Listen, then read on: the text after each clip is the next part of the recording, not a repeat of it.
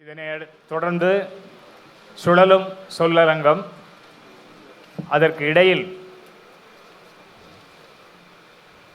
திருவாசகத்தினுடைய பாடல்களை எல்லாம் திருவாசகத்தை கன்னடத்தில் மொழிபெயர்த்து இதுவரை 2 பதிப்புகள் வெளிவந்துள்ளன.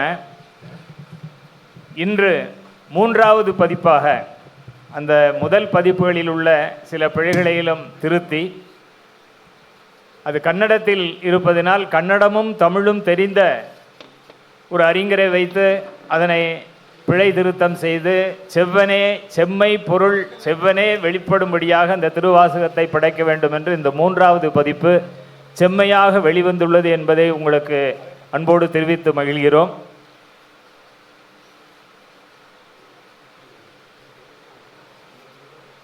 இந்த திருவாசக கன்னட மொழிபெயர்ப்பினை இப்பொழுது மேடையில் சுழலும் சொல்லரங்கம் நடத்த உள்ள அறிஞர் பெருமக்களை வைத்து அதனை வெளியிடுகிறோம்.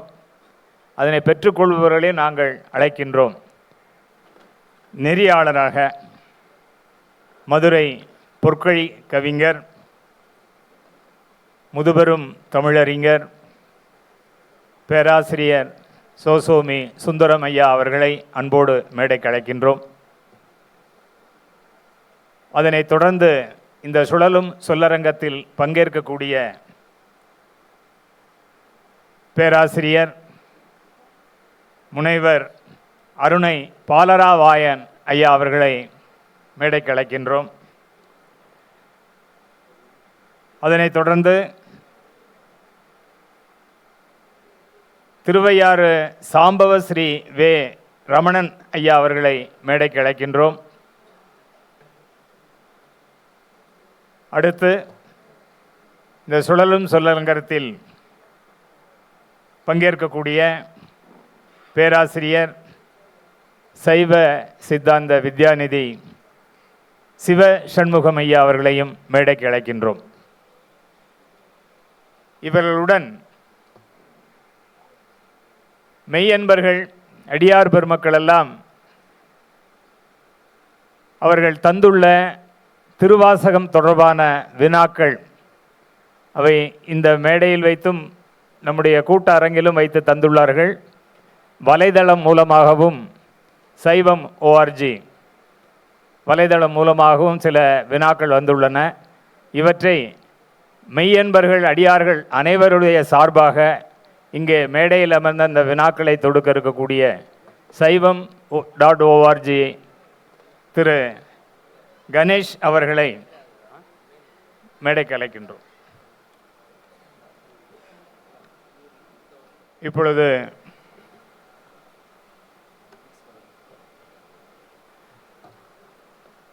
திருவாசகம் பெருநூலின் கன்னட மொழிபெயர்ப்பு பிரதியினை வெளியிடும் நிகழ்வு. முதலாவது பிரதியினை கன்னடமும் தமிழும் அறிந்த அறிஞர் பெங்களூர் திரு பாண்டியன் ஐயா அவர்கள் இதற்கு பிழை திருத்தமும் செய்து செவ்வனே அதனை வடிவமைத்துள்ளார்கள். அந்த மொழிபெயர்ப்பை அவர்கள் முதல் பிரதியை ஐயா பேராசிரியர் சோசோ மீனாட்சி சுந்தரம் ஐயா அவர்களிடமிருந்து முதல் பதிப்பினை பெற்றுக்கொள்வார்கள்.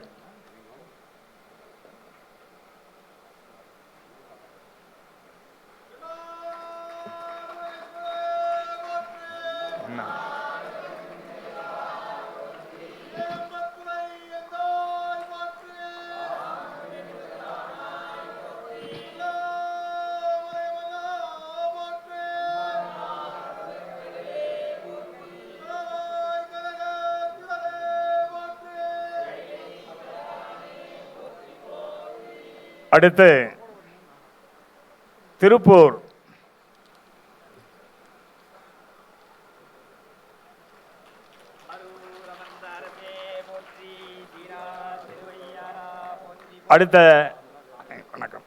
அடுத்து சென்னை கமல விநாயகர் சத்சங்கம் அதனுடைய தலைவர்,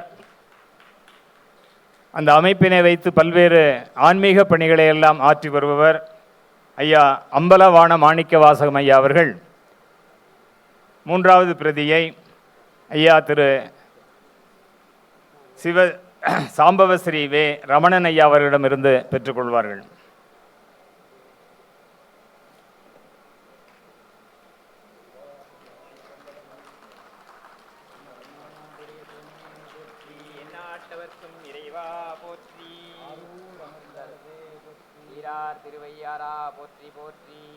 அடுத்து 4வது பதிப்பினை saivam.org அன்பர் திரு கணேஷ் அவர்கள் முனைவர் பேராசிரியர் சிவ சண்முகம் ஐயா அவரிடமிருந்து பெற்றுக்கொள்வார்கள்.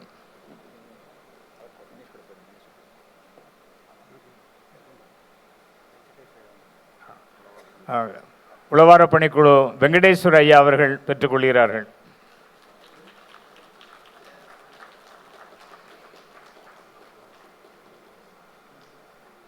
வெங்கடேஷ் ஐயா அவர்கள் நூலினுடைய பதிப்பாளர், பெங்களூரில் பதிப்பாளராகவும் இருக்கிறார்கள், அவர்கள் பெற்றுக்கொள்கிறார்கள். இதனைத் தொடர்ந்து இப்பொழுது சுழலும் சொல்லரங்கம் தொடர்கிறது. திருவாசகத்தை பாடுவதில் கேட்பது மட்டுமல்ல, அதனுடைய உரையையும் பொருளையும் கேட்பதிலும் நமக்கு தேனும் பாலும் செழுங்கனிச்சீஞ்சுவையும் கலந்து உவட்டாமல் இனிக்கும் என்பதனால்தான் இப்பொழுது அதே அறிஞர் பெருமக்கள் அனைவருமே இந்த மேடையை அலங்கரித்து கொண்டிருக்கின்றார்கள். அவர்கள் திருவாசக சொற்பொருள்களுக்கெல்லாம் நல்லதொரு விளக்கங்களை தர இருக்கின்றார்கள். இந்த சொல்லரங்கத்தினுடைய நெறியாளராக ஐயா சோசோமி சுந்தரம் ஐயா அவர்கள் இதனை நடத்தி தர உள்ளார்கள். மற்றும் அறிஞர் பெருமக்கள் காலையில் நமக்கெல்லாம் சொல்விருந்து படைத்த மற்ற அறிஞர் பெருமக்களும் இதில் கலந்து கொண்டார்கள். அடியார் பெருமக்கள் மெய்யன்பர்கள் சார்பாக saivam.org கணேஷ் அவர்களும் இதில் கலந்திருக்கின்றார்கள். இப்பொழுது மேடையை சுழலும் சொல்லரங்கம் நெறியாளர் அவரிடம் ஒப்படைக்கின்றோம். சிவா திருச்சிற்றம்பலம். போற்றிவோ நமச்சிவாய புயங்கனே மயங்குகின்றேன். போற்றிவோ நமச்சிவாய புகலிடம் பிரிதொன்றில்லை. போற்றிவோ நமச்சிவாய புறம் எனை போக்கல் கண்டாய். போற்றிவோ நமச்சிவாய ஜெய ஜெய போற்றி போற்றி. தரிக்கிலேன் காய வாழ்க்கை சங்கரா போற்றி. வானவிருத்தனே போற்றி. எங்கள் விடலையே போற்றி. ஒப்பில் ஒருத்தனே போற்றி. உம்பர் தம்பிரான் போற்றி. தில்லை நிறுத்தனே போற்றி. எங்கள் நின்மலா போற்றி போற்றி. அன்புக்குரிய சான்றோர்கள் எல்லோருடைய திருவடிகளையும் மீண்டும் வணங்கி மகிழ்கிறேன். ஒரு பழமொழி உண்டு. ஐயா அவர்கள் அதை லேசா நினைவூட்டினார்கள். திருவாசகத்தில் தில்லை பாதி, பெரிய புராணத்தில் பிள்ளை பாதி. பெரிய புராணம் 4286 பாட்டில் 1256 பாட்டு ஞானசம்பந்த பிள்ளையாருக்கு. அதனாலே பெரிய புராணத்தில் பிள்ளை பாதி கிட்டத்தட்ட, திருவாசகத்தில் தில்லை பாதி அப்படின்னு ஒரு அமைப்பு. நான் ரொம்ப போகலை. ஆனி மாதம் மகத்துக்கு முந்தின நட்சத்திரம் என்ன நட்சத்திரம்? ஆனி மாதம் ஆயில்ய நட்சத்திரம். புனர்பூச ராமன், பூசம் பரதன், ஆயில்யம் லக்ஷ்மணன், மகம் சத்துருக்கனன். 4 நட்சத்திரம். ஆனி மாதம் ஆயில்ய நட்சத்திரம். ஒரு சாயந்தர நேரம் மாணிக்க வாசக பெருமான் சிதம்பரத்திலே வடக்கு கோபுரத்துக்கு எதிர்த்தாப்புல திருப்பெருந்துறையிலே உட்கார்ந்திருக்கிறார். அங்கே உள்ள கோயிலுக்கும் திருப்பெருந்துறைன்னு பேர். மாணிக்க வாசகர் எப்படி இருப்பார் பார்த்திருக்கீங்களா? கிட்டத்தட்ட இப்படித்தான் இருப்பார். சந்தோஷம், சந்தோஷம். நீற்றால் அந்த தோற்றம் நினைப்பித்தீர். சரிதானே? மாணிக்க வாசக பெருமான் உட்கார்ந்து இருக்கிறார். சிவபெருமான் அங்கிருந்து வர்றார். வந்து நீங்க தான் மாணிக்க வாசகரா? அப்படித்தான் சிவபெருமான் பேர் வச்சார். நீங்க நிறைய எழுதியிருக்கீங்களாமே. அவன் சொன்னா நான் எழுதினேன். சரி, உங்க பாட்டையெல்லாம் நான் எழுதிக்கணும், சொல்லுங்க, நான் எழுதிக்கிறேன். உட்கார்ந்திருந்தாராம் மாணிக்க வாசகர். சிவபெருமான் நிற்கிறாராம், நின்று எழுதுறார். அவ்வளவு பாட்டு. எத்தனை பாட்டு? 658 பாட்டு. சிவபுராணத்தில் 6 வாழ்க, 5 வெல்க, 8 போற்றி, 658 பாட்டு. திருவாசகத்துக்கு குறிப்பு பாடிட்டார், எழுதியாச்சு. சிவபெருமான் கீழே கையெழுத்து போட்டாராம். என்ன கையெழுத்து? மாணிக்க வாசக பெருந்தகை சொல்ல அழகிய திருச்சிற்றம்பலம் உடையான் கையெழுத்து. இவ்வளவு ஏடு. சார் நீங்க பார்த்துருக்கீங்களா? பார்த்துருக்கேன். இவ்வளவு ஏடு எழுதியாச்சு. நமக்கு ஒரு சந்தேகம், சிவபெருமான் ஏன் வந்து எழுதி வாங்கினார்? கொண்டு போய் நடராஜா சந்நிதியில் வச்சு விட்டாராம். ஏன் எழுதினாராம்? மனோன்மணியம் பாடிய பேராசிரியர் சுந்தரம் பிள்ளை எழுதுகிறார். மனோன்மணியம் பாடிய சுந்தரம் பிள்ளை கோடகநல்லூர் சுந்தர சுவாமிகளுடைய சீடர். சிவபெருமான் ஒரு காலத்தில் தனியாக நிற்பாராம். இந்த உலகம் பூரா அழிஞ்சு போயிடும், நமக்கு என்னைக்கு இருந்தாலும் வென சுனாமி தான், நினப்பில் வச்சுக்கிடுங்க. பூமியை யார் சாப்பிடுவா? தண்ணி சாப்பிட்டுரும். கடலுக்குள்ளே மண்ணு போயிடும். இந்த கடல் தண்ணியை வடவாமுக அக்னி உறிஞ்சிரும். அந்த அக்னியை காற்று அணைச்சுப்படும். காற்று ஆகாசத்தில் இழுக்கப்பட்டு விடும். ஆகாசம் மட்டும் அப்படியே நிற்கும். அதான் சிதம்பரம், சித்தம்பரம், அறிவுமயமான ஆகாசம். அப்போ சிவபெருமானுக்குள்ள பராசக்தியும் ஒடுங்கிடுவான். இப்போ என்ன பண்ணுறது? சிவபெருமானுக்கு பொழுது போகணுமா இல்லையா? தப்பு. பொழுதை போக்கப்படாது, பொழுதை பயன்படுத்தணும். நம்ம தான் பொழுதை போக்குறோம். டிவிக்கு முன்னால் உட்கார்ந்து 3 மணி நேரம் உட்கார்ந்து இருக்கிறோமே, அதுக்கு பேர் தான் பொழுதை போக்குறது. பொழுதை போக்கப்படாது, பொழுதை பயன்படுத்தணும். சிவபெருமான் யோசிச்சாராம், நம்ம தனியாக நிற்போம், அப்போ ஒரு பிள்ளை இருக்காது, நமக்கு படிக்கிறதுக்கு ஒரு நூல் வேணும். நாம் படிக்கக்கூடிய அளவுக்கு தகுதி வாய்ந்த நூலை எழுதக்கூடிய ஆற்றல் உலகத்திலேயே ஒருவருக்குத்தான் உண்டு. அவருக்கு பெயர் மாணிக்க வாசகர். இவரே வந்து எழுதி வாங்கிக்கிட்டாராம். கடையூழி வருந்தனிமை கழிக்க அன்றோ அம்பலத்துள் உடையார் உன் வாசகத்தில் ஒரு பிரதி கருதினதே. மனோன்மணியம் பாடிய பேராசிரியர் சுந்தரம் பிள்ளை தமிழ் வணக்கம் பாடுறார். அம்மா தமிழ்த்தாயே, இந்த சிவபெருமான் ஊழி காலத்தில் தன் தனிமையை கடிப்பதற்காக உன்னுடைய திருவாசகத்தை தன் கையால் எழுதி வைத்து கொண்டாராமே. எனக்கு ஒரு சந்தேகம், ஒரு ஆளை விட்டு எழுதப்படாது? இவரே எதுக்கு போகணும்? ஏம்மா யாரையாவது விட்டு, பூதங்கள் கண்ட வாகில் கிடக்கு, ஒரு 10 பூதத்தை அனுப்பினா எழுதிட்டு வருது. ஏன் இவரே போனார்? தப்பாக எழுதிவிட்டா? நம்ம ஊரில் எழுத்து பிழைக்கு அளவே கிடையாது. அந்த காலத்தில் ஊவே சாமிநாத ஐயர் பதிப்பு போடுவார். 400 பக்கத்து புஸ்தகத்தில் 5 பிழை இருக்கும். அதுக்கு பிழை திருத்தம் தனியாக போடுவார். இந்த புண்ணியவான கும்பிடணும். இன்னைக்கு பிழை திருத்தம் போட்டால் ஒரிஜினல் புத்தகத்தை விட அது பெருசாக போயிடும். கண்டவாகில் தப்பு. காரிய லாயம்னு எழுதி வைக்கிறேன். காரியன்னு குதிரை லாயமா? காரிய லாயம், ராமயானம், இஷ்டப்படி. கண்ணதாசன் அழகா சொல்லுவார், பொள்ளாச்சின்னு எழுத சொன்னா புள்ளத்தாச்சின்னு எழுதி வைக்கிறேன். இவனெல்லாம் நம்ம ஊரில் படித்தவன். தப்பு வரப்படாதான். அழித்து பிறக்க ஒட்டா அயில்வேலன் கவியை அன்பால் எழுத்து பிழையற கற்கின்றீர். கந்தர் அலங்காரம். அதுக்காக சிவபெருமானே வந்து எழுதி வாங்கினாராம். திருமுறைகளில் மற்ற திருமுறைகள் சிவபெருமானை எழுதி பார்த்தன. திருவாசகத்தை சிவபெருமானே எழுதி பார்த்தார். அதனால தான் திருவாசகத்துக்கு அவ்வளவு பெருமை. நான் முன்னுரை ஒன்று சொல்லிட்டு இவங்கள்ட்ட பொறுப்பை விட்டுருவேன். நம்ம திருமுறையில் அம்பாளுக்குன்னு தனி பாட்டு 8 திருமுறைக்குள்ள எங்கேயாவது உண்டா? திருஞான சம்பந்தர் பாடின பாட்டு மொத்தம் 16,000ன்னு சொல்றாங்க. கிடைச்சது 4,000 சொச்சம். மிச்சமெல்லாம் எங்க போச்சு? தமிழ் அருமை தண்ணிக்கு தெரியும், நெருப்புக்கு தெரியும், கரையானுக்கு நல்லாவே தெரியும். இந்த தமிழனுக்கு மட்டும் சத்தியமா தெரியாது.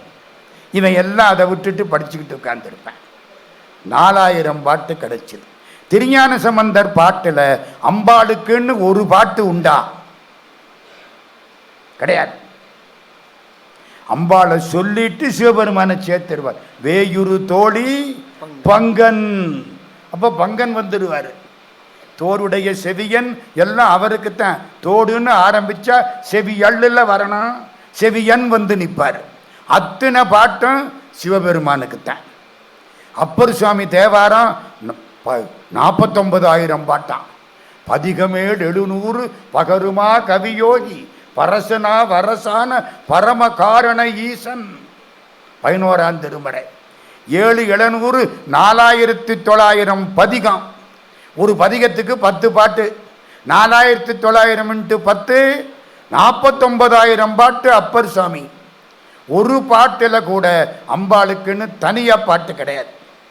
மாதர் பிறை கண்ணி யானை மலையான் மகளோடும் பாடி. யார? பிறை கண்ணி யானை. வளர்மதி கண்ணியின் ஆணை வார்குழலாளோடும் பாடி. 7 மதிக்கண்ணி யானை ஏந்திழையாளோடும் பாடி. திருவையாறாம். அதனால அவர் தலையாற்றாரு பாருங்க, சந்தோஷமா.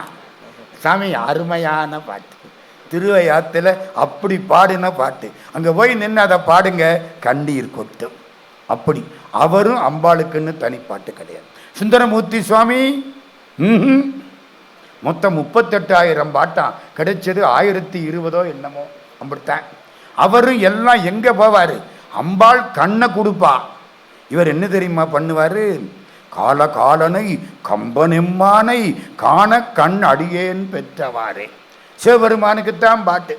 அம்பாளுக்குன்னு முதல்ல தனி பாட்டு பாடின புண்ணியம், பாடிய பெருமை மாணிக்க வாசகருக்கு மட்டுமே உண்டு. என்னம்மா எந்த பாட்டு? அதுல கடைசியில சிவபெருமான் வந்து நின்றுவாரு. முன்னி கடலை சுருக்கி எழுந்துடையாள் என்ன திகழ்ந்தம்மை ஆளுடையாள் இட்டிடையின் மின்னி பொழிந்து எம்பெராட்டி திரு அடிமேல் பொன்னம் சிலம்பில் சிலம்பி திருப்புருவம் என்ன சிலை குலைவி நம் தம்மை ஆளுடையாள் தன்னில் பிரிவிழா எங்கோமான். அவர் வந்து நிற்பார். அவ்வளதும் சொல்லிவிட்டு அவளை விட்டு பிரியாத சிவபெருமான்னு அங்க வந்து நிற்பார். கடைசியில ஒரே ஒரு பாட்டு, அம்பாளை பாடி அப்படின்னு.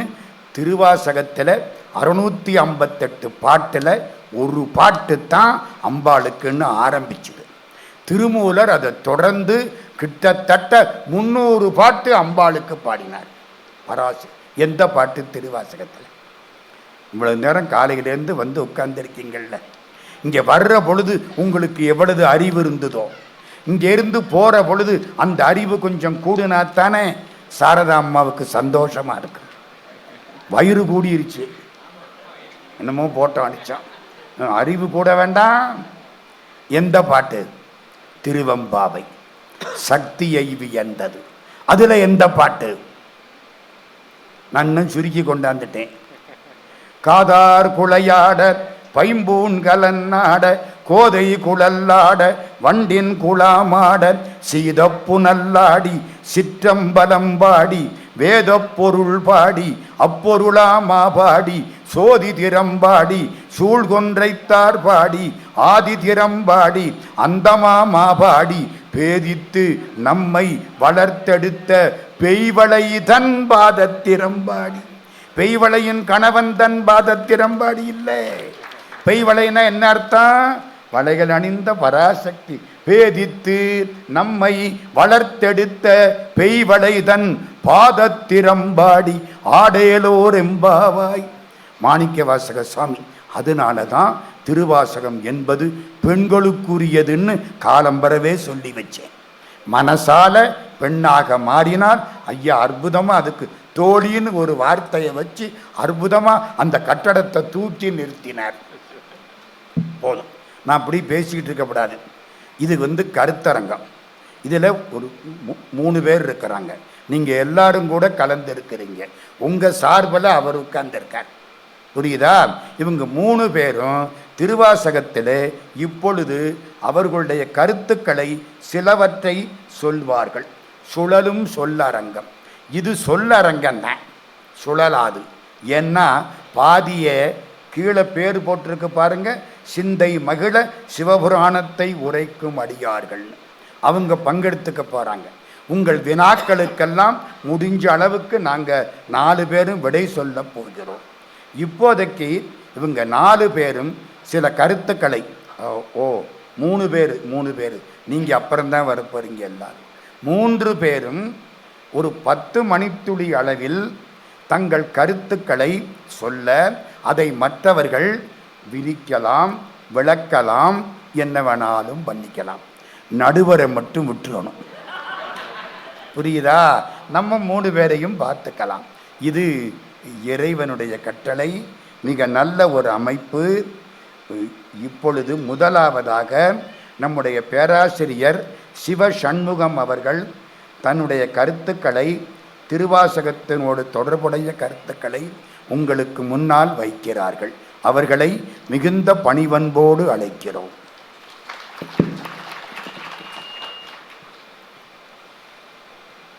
திருச்சிற்றம்பலம். விழா தலைமையேற்றிருக்கின்ற ஐயா அவர்களுடைய திருவடிகளுக்கும், கலந்து சிறப்பிக்கின்ற எல்லோருடைய திருவடிகளுக்கும் அடியனுடைய பணிவான வணக்கங்களை தெரிவித்துக் கொள்கின்றேன். நாங்கள்லாம் அந்த ஸ்கூலில் படிக்கும் பொழுது இந்த பேச்சு போட்டியில் எக்ஸ்டம்பர் பேச்சு போட்டின்னு உண்டு. அதாவது மேடைக்கு ஏறினதுக்கப்புறம் தான் தலைப்பு கொடுப்பாங்க. அங்கேயே தடுமாறின ஆளுனா. அதே மாதிரி இப்போ இங்கே உட்கார்ந்து வச்சுட்டு இப்போ பேசு அப்படின்ட்டாங்க. என்ன பேசுகிறது என்னென்னலாம் ஒன்றும் தெரில. ஐயா அவர்கள் ஆனால் அது தலைமை பண்பு, அதனால் எடுத்தும் கொடுத்தார்கள். காலையிலே ஒரு செய்தி சொன்னார்கள், அதை பற்றி இப்பவும் அதை சொன்னார்கள். அது 2 செய்தி. திருவாசகத்தை ஒரு பிரதி எடுத்துக்கொண்டு சுவாமி மேலே கொண்டு போய் அதை எதற்கு என்று சொல்லும் பொழுது, ஊழி காலத்திலே அவன் தனியாக இருக்கும் பொழுதும் அதை அவன் படிக்கிறான் என்று இப்போ ஒரு செய்தி சொன்னாங்க.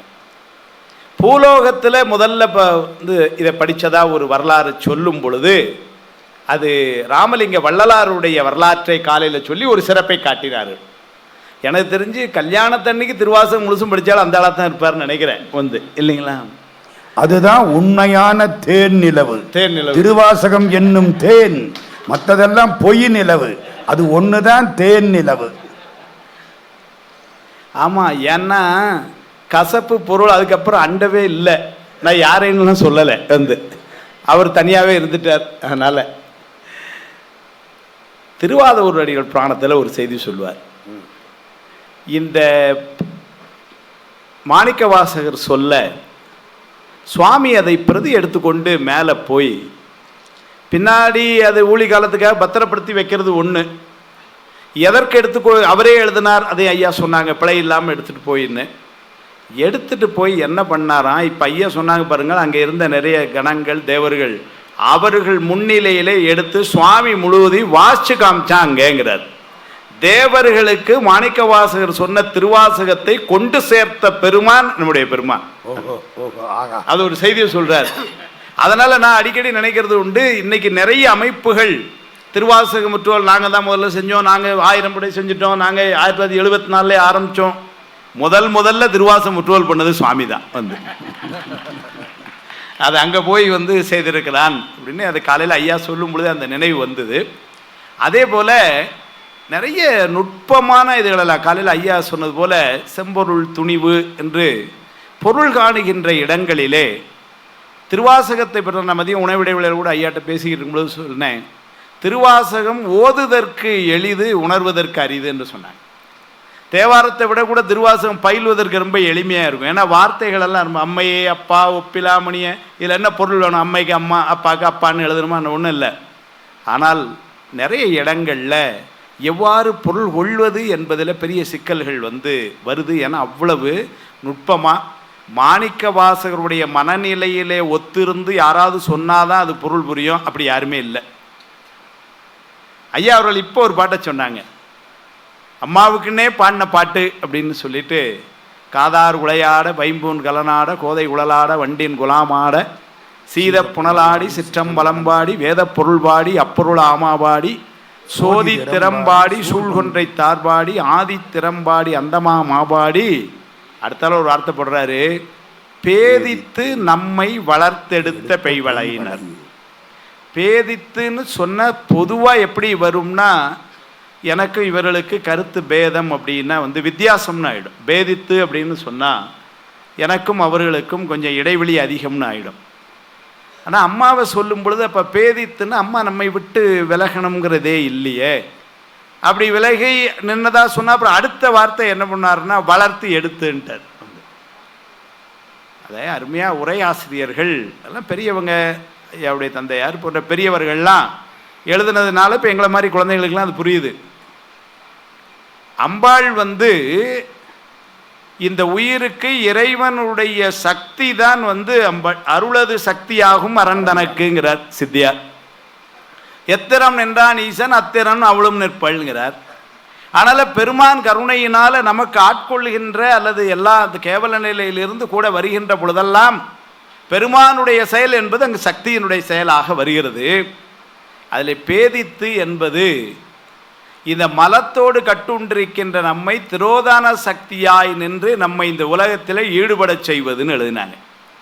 ஏனென்று சொன்னால் திரோதான சக்தியினால் நமக்கு தெரியும் மறைத்தல் தொழில். அந்த மறைத்தலிலே அவன் எதை செய்கிறான் என்று சொன்னால், பக்குவம் வருகின்ற வரைக்கும் தன்னை மறைத்து உலகத்தை காட்டியும், பக்குவம் வந்த பின்னர் உலகத்தை மறைத்து தன்னை காட்டியும். இதுதான் அந்த திரோதானத்திலிருந்து அப்புறம் அருள் சக்தியாக மாறுறது. அதில் 3 வார்த்தை வருது. பேதித்து நம்மை வளர்த்து எடுத்த. பேதித்து என்பது திரோதான சக்தியாய் தாம் மறைந்து கொண்டு உலகத்தை காட்டியது. வளர்த்து என்பது இந்த உலகிலேயே நம்மை அனுபவிக்குமாறு செய்து அதனால் பக்குவம் வரும் வரைக்கு காத்திருந்து பக்குவம் அந்த காலத்து அருள் சக்தியாய் இந்த உலகத்திலிருந்து நம்மை எடுத்து என்று சுவாமி அருள் சக்தியாய் முக்தி தருகிற அந்த சொல்லத்தான் அம்மா செய்கிறாங்க. அப்படிங்கிற செய்தான் பேதித்து நம்மை வளர்த்து எடுத்த பெய்வளைதன் பாதத்திறம்பாடி ஆடையலோர் எம்பாவாய் என்று ஐயா அதை அருமையாக ஆரம்பிச்சு கொடுத்தாங்க இதுக்கு. அதே போல் இந்த திருவாசகத்தில் உள்ள ஒரு பெரிய பாங்கு என்னன்னு சொன்னால், எளிமையாக இருக்கிறது இந்த வார்த்தைகள் எல்லாம். அந்த வார்த்தைகள் எளிமையாக இருக்கிறனால நுட்பங்கள் புரியவில்லை என்று சொன்னாலும் கூட உருக்கம் ஏற்படுகிறது. அதனால் நிறைய இடங்களில் நம்ம அதை படிக்கும் பொழுதே கண்ணீர் வருதுன்னா தப்பாக நினச்சிக்கூடாது. ஐயா திருக்கோவையார் படித்து எங்களுக்கு கண்ணீர் வரல, ஏன்னா படிக்க முடியலேன்னு சொல்லலாம் கண்ணீர் வருது. ஏன்னா உண்மையை புரிய மாட்டேன். படித்தாலும் வரும், வருதா? வரும், படித்தா தானே வரும். என்ன அப்படி நான் சொல்கிறேன். நல்லது நல்லது நல்லது. ஆனால் திருவாசகம் அப்படி இல்லை. ரொம்ப எளிமையாக நிறைய பாடல்கள் சொல்கிறார். அதை சும்மா நான் இன்னொரு 5 நிமிஷம் எனக்கு இருக்குது, அந்த டைமில் என்னன்னா, என்ன உருக்கம், எதுக்கு உருகிறார் அப்படின்னு நமச்சிவாய வாழ்க நாதந்தாள் வாழ்கள் ஆரம்பிச்சு செம்மை நலம் அறியாத சிதடரோடும் திருவேனைன்னு அது வரைக்கும் போகிறப்போ உருகிறார் திருவாசகத்துக்கு உருவாசம் அதெல்லாம் சரி, எதுக்காக உருகிறார் என்று அந்த உருக்கத்தை பார்க்கும் பொழுது அடிப்படையாக 2 செய்திகள் அவரை உருக்குகின்றன. அதனால் நாம் உருகின்றோம். ஒன்று, எத்தனையோ தகுதியுடைய ஆன்மாக்கள் எல்லாம் இன்னும் இறைவனை காணுவதற்கு காத்து நிற்க எந்த தகுதியும் இல்லாத என்னையும் நீ ஆட்கொண்டாய் என்று சொல்லுகின்ற ஒரு உருக்கம். பெரியவங்கள்லாம் இருக்கும் பொழுது என்னை கொண்டு உட்கார வச்சிருக்காங்க பாருங்க. இதோட என்ன சொல்ல, அந்த மாதிரி என்னையும் ஆண்டு கொண்டு இன்னொருள் உரையும் திருப்பள்ளி எழுச்சில. இப்படி நிறைய இடங்கள்ல தகுதியுடையவர்களெல்லாம் காத்து கொண்டிருக்க உலவா காலம் தவம் செய்து உறுப்பும் வெறுத்திங்கு உனை காண்பான் பலமா முனிவர் நனிவாட பாவியேனை பணி கொண்டாய். முனிவர்கள்னாலே பெரியவர்கள், அது சாதாரண இல்லை, மாமுனிவர்கள். ஒருத்தர் 2 பேர் இல்லை, பலமா முனிவர்கள் நனிவாட பலாலம் அவர்களெல்லாம் எவ்வளோ காலம் காத்திருந்தாங்கன்னாரு. புற்றுமாய் மரமாய் புனல் காலே உண்டியாய் அண்ட வானரும் பெறருங்கிறார். இருந்து அந்த இடமெல்லாம் புற்றாய் போச்சு, மரமாய் போச்சு, அப்படி காத்திருந்தாங்க.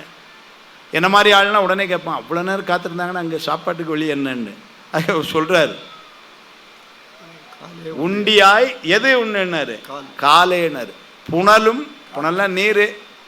ஏன்னா அவங்க ஏதோ வருஷ கணக்கில் காத்துக்கிட்டு இருக்கிறாங்க. அதனால் பசிச்சா என்ன பண்ணுங்கிறாரு, அந்த ஓரத்தில் ஒரு ஓடை இருக்குது, போய் கொஞ்சம் தண்ணி குடிச்சுக்கிடுவோம். அதுவும் கிடைக்கல அப்படின்னா அந்த காற்றை குடிச்சுக்கிடுவோம் சொல்கிறார். புற்றுமாய் மரமாய் புனல் காலே உண்டியாய்.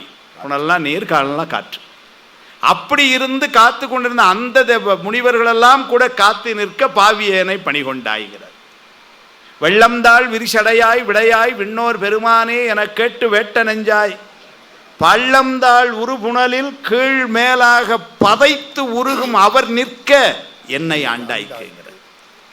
பெருமானுடைய நாமத்தை கேட்ட பொழுதே மாதேவன் வாறுகளல்கள் வாழ்த்திய வாழ்த்தொலி போய் வீதிவாய் கேட்டலுமே விம்மி விம்மி மெய்மறந்து போதார் அமளியின் மேல் நின்றும் புரண்டிங்கன் ஏதேனுமாக ஆழ்பர.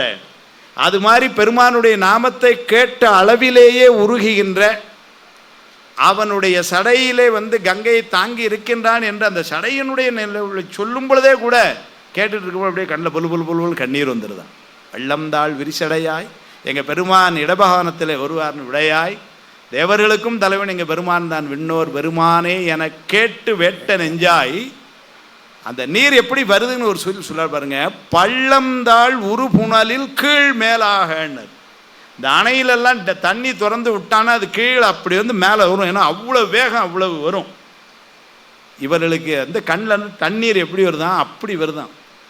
நம்ம வீட்லேயும் குழந்தைகள் 1 மணி நேரம் ஆளும், ஒரு சொட்டு கண்ணீர் வராது. அது என்ன அழகே நமக்கும் தெரியும். இது அப்படி இல்லை. இங்கே பள்ளந்தாள் உருபுணலில் கீழ் மேலாக பதைத்து உருகும் அவர் நிற்க. அவங்கெல்லாம் கூட இன்னும் வெயிட்டிங் லிஸ்ட்டுங்கிறார், கன்ஃபார்ம் ஆகலை.